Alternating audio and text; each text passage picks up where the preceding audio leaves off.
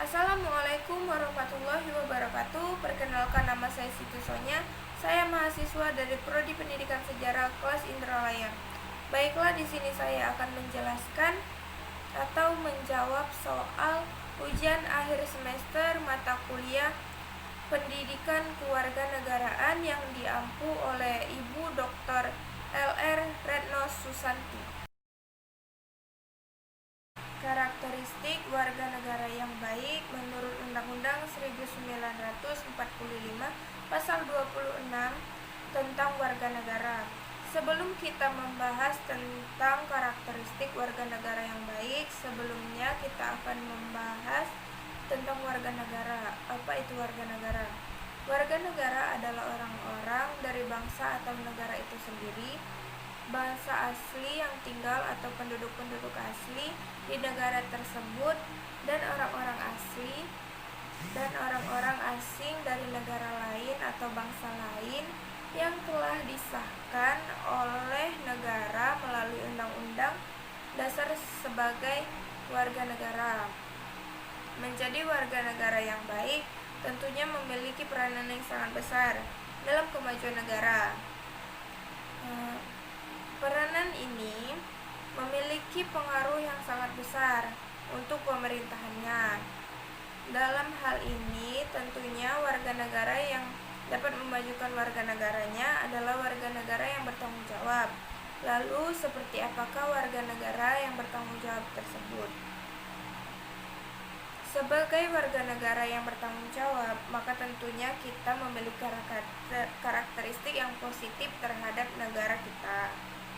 Adapun karakteristik warga negara yang baik dan dalam kehidupan sehari-hari yaitu 1. Saling menghormati dan bertanggung jawab. Sebagai warga negara yang baik, maka kita perlu saling menghormati satu sama lain atas perbedaan-perbedaan, baik dalam hal yang nyata maupun tidak nyata. Perbedaan yang nyata yaitu suku, agama, ras, budaya, dan lain-lain. Adapun perbedaan yang tidak nyata yaitu perbedaan pendapat dalam berdemokrasi. Warga negara yang baik juga harus mampu bertanggung jawab, menjaga keharmonisan dan kerukunan antara sesama. Yang kedua, kritis dalam berpikir dan bertindak. Kritis dan berpikir dalam menjalani kehidupan bernegara ini seringkali mengalami terjadi permasalahan sosial dan politik yang terjadi bahkan hingga mengakibatkan ketidakstabilan nasional. Dalam hal ini, warga negara memiliki hak dan kewajiban untuk ikut serta dalam masalah sosial dan politik. Tentu saja tindakan ini memerlukan sikap kritis dan memberi jalan atas masalah yang terjadi. Tindakan seperti ini biasanya tidak dilakukan oleh satu orang, namun dilakukan oleh sekelompok orang yang memiliki sikap dan cara berpikir yang kritis, yang sangat tinggi. Yang ketiga yaitu saling diskusi dan bertukar pikiran. Perbedaan pendapat dan pandangan serta perilaku merupakan realitas yang pasti terjadi di tengah kelompok warga negara, apalagi di tengah komunitas masyarakat yang plural dan multi etnik. Untuk meminimalisasikan konflik yang timbul dari perbedaan tersebut, maka membuka ruang untuk berdiskusi dan berdialog merupakan salah satu solusi yang bisa digunakan. Oleh karena itu, sikap membuka diri untuk berdialog dan berdiskusi merupakan salah satu sikap sebagai warga negara yang baik dan bertanggung jawab. Yang keempat yaitu terbuka dan rasional. Perubahan dan kemajuan terkadang membawa dampak positif dan juga dampak negatif. Oleh karena itu, sebagai warga negara yang bertanggung jawab, kita harus memiliki kemampuan untuk berpikir rasional yang baik. Tidak semua budaya dan kemajuan selalu berdampak positif, sehingga warga negara harus cerdas dalam memilih hal mana yang baik untuk negaranya dan mana yang buruk sehingga tidak merusak identitas negaranya. Yang kedua, Identitas nasional adalah ciri-ciri tanda jati diri yang menjadi ciri khas suatu bangsa atau negara itu sendiri. Jati diri tersebut bersifat khas, yang artinya tidak dimiliki oleh bangsa lain atau negara lain di bagian belahan dunia manapun, baik di negara manapun. Dalam hal ini, jati diri tersebut tidak mengacu hanya pada individu, tetapi juga berkaitan dengan suatu kelompok atau organisasi tersebut. Jati diri ini harus dimiliki oleh setiap negara masing-masing. Adapun unsur-unsur identitas nasional bangsa Indonesia yaitu suku, agama, kebudayaan, dan bahasa. Indonesia memiliki banyak suku yang akan membentuk suatu identitas nasional. Perbedaan suku bangsa harus bisa diselesaikan dengan bijak agar menjadi sebuah identitas bersama. Kebudayaan di Indonesia juga terdiri dari berbagai macam budaya yang sangat unik dan filosofis. Keragaman budaya ini juga dijadikan sebagai identitas nasional. Masyarakat Indonesia sangat majemuk, memang rentan akan konflik antar suku yang memecahkan persatuan bangsa. Hal ini bisa dicegah dengan memahami identitas nasional, Pancasila, dan semboyan Bhinneka Tunggal Ika. Semboyan Bhinneka Tunggal Ika ini adalah landasan dasar yang harus dimiliki oleh setiap warga negara Indonesia. Identitas nasional ini hakikatnya tercermin dari filsafat negara. Dalam menerapkannya perlu pembiasaan yang harus mulai dibiasakan sedini mungkin. Semakin seorang mengenal bangsanya, pengertian identitas bangsa akan tertanam dengan baik dalam diri seseorang. Nilai-nilai budaya yang sangat beragam juga harus dipahami sebagai sebuah wujud identitas bangsa Indonesia yang majemuk. 3. Yaitu untuk mempertahankan NKRI dari disintegrasi bangsa, yaitu dengan cara 1. Tidak rasis. Tidak rasis ini yaitu kita sebagai warga negara yang baik tidak boleh saling menuduh satu sama lain, namun kita harus saling menghormati satu sama lain.